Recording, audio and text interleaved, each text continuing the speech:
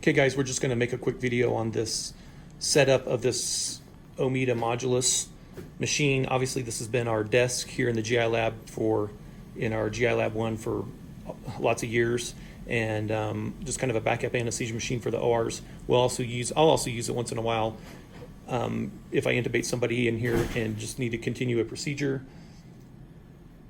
I'll just go ahead and turn the vent on and use it as an anesthesia machine. We do have a desteriling vaporizer on here. If we move it to the OR, obviously we'll put our SIVO vaporizer on as well. So let's just go over the basic functions of it.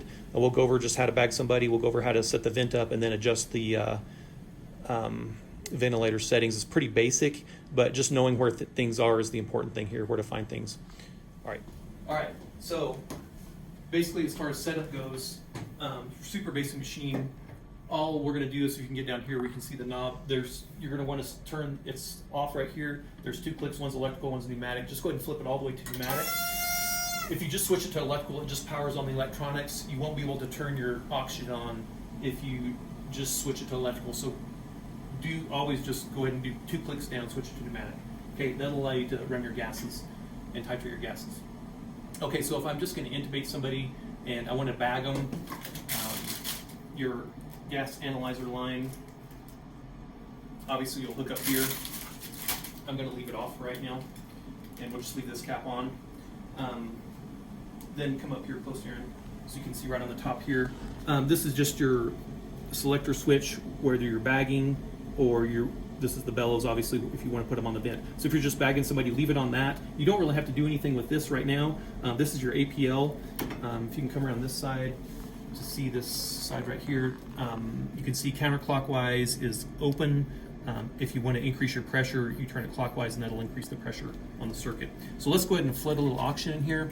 We'll turn some oxygen up here to 6 liters, whatever. The flush valve is right down here, and we'll go ahead and fill the bag here. Drive some pressure up. Now the pressure's at 50 right now, and so the APL is working. So let's go ahead and open the APL valve. We should see the pressure drop, and so the APL valve is working. So yeah, so you can just dial this in, squeeze that, roll that in, and then go ahead and bag your patient just like you normally would. If you need to fill your bag here, do so. And then when it's time to go to the vent, there's a couple things we have to do. So let's just pretend this is still on our patient.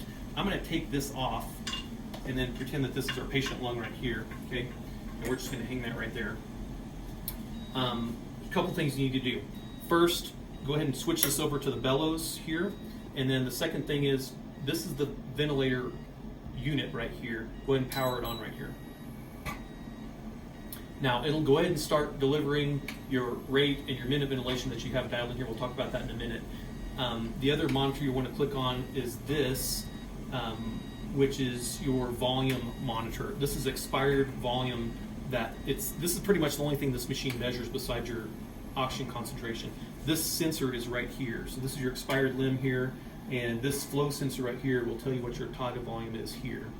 And you can flip it down if you want to see what your minute ventilation is. You can see some of the pixels are not working correctly, but we'll leave it on tidal volume, which is about 540 is what it's measuring expired. So that's expired tidal volume, okay? So that's what you'll be looking for your tidal volume. You're going to make your ventilator adjustments here and then look for your tidal volume if you're getting your desired tidal volume here. Of course, you're going to still look at your CO2 and your SAT and all that other stuff to titrate your ventilation. But basically all this machine does is one ventilator mode. There's nothing fancy on it.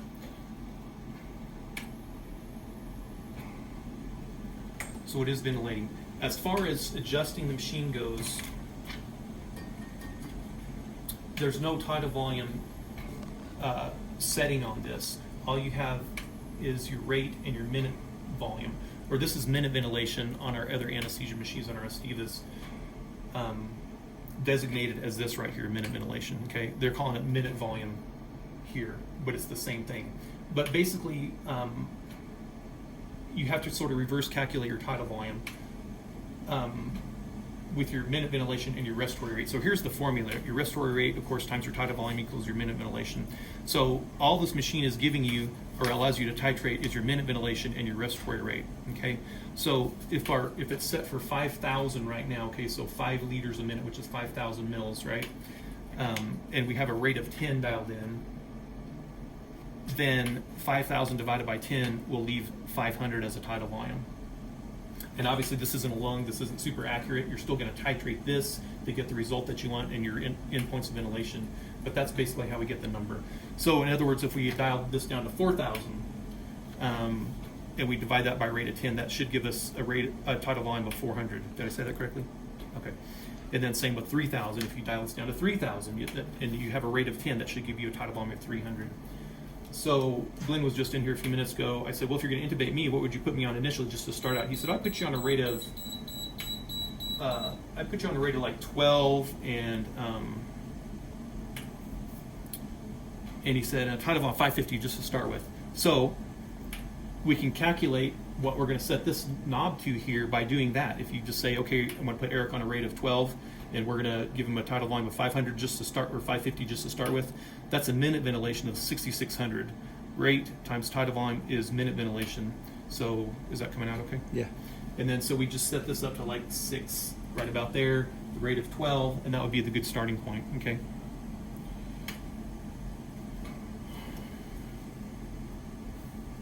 What else on this? Right now we just have medical air hooked up here in the scope lab. If we move it to an OR, obviously we'll have our we just have oxygen hooked up to it right now. And we'll obviously have medical air hooked up to it in the ORs if we move it to the ORs. There is a nitrous tank on the back though, it's closed off. There is an extra oxygen tank on the back as well. There's a wrench back there, you just turn it on just like you do any anesthesia machine. Okay, a couple other quick reviews. So we talked over power knob, flush port, this is the common gas outlet. There's your scavenger bag. The scavenger valve is right here. It's just like on the other machines, it's very standard. Clockwise is all the way clockwise is closed, of course. We talked about the APL. There's your pressure gauge, your selector for your ventilation mode, your inspired and expired limbs. Your bellows, you can see obviously around the back here. You probably won't be able to see with the camera, but there's a lever right here that'll allow you to open, and then that'll drop your soda lime canisters. And these are the same canisters we use on our other anesthesia machines, so you'll be able to change those out and then rock it back up, and then of course do your pressure test to make sure that's okay. So I think that's it. I can't find an alarm silence for this right here. And it's annoying if it's alarming, but I've never actually even had to deal with it when I've actually had it on patient, when I've been ventilating patient. The compliance and the return volume and all that seems to work out fine. You can turn a sigh on here. Remember those sighs? So that's like the big setting here on this ventilator. There's no batteries in this oxygen analyzer right now, so I had to put some batteries in it so it'll work. It's not powering up, with some batteries. So. Okay, and you can adjust your alarms here for your low minute volume or high minute volume, or your minute ventilation. If you want to know if your minute ventilation drops off, that's going to be your low minute ventilation alarm. Basically, well, it is your low minute ventilation alarm. Where your patient's not ventilating because you have a small insidious leak or something, and it's dropping off. That's what it'll alarm. So they have it just baseline set right now for 1.8. Okay. I think that's it. If you're done ventilating, ventilator off here, we can go ahead and turn that off, and then switch back over to bag, open your APL. If your patient's spontaneously ventilating, that's if my patient's breathing on this vent, I just leave my APL valve open, all this other stuff off, and just let him breathe, and then just watch my CO2 and my SAT. That's pretty much it. I can't think of anything else. Is there anything else Aaron needs to talk about? No. No PSV Pro, no SIMV, no pressure control. So that's really the reason if we do start having to move vents around for COVID, higher numbers of COVID patients, that this will go to the OR, and we'll just use this for short-term ventilation for our anesthetic, our regular emergency anesthetics that we do, and then move the good vents to the units where they actually need the pressure control settings and those kind of things, because this just doesn't do that stuff. Okay, good.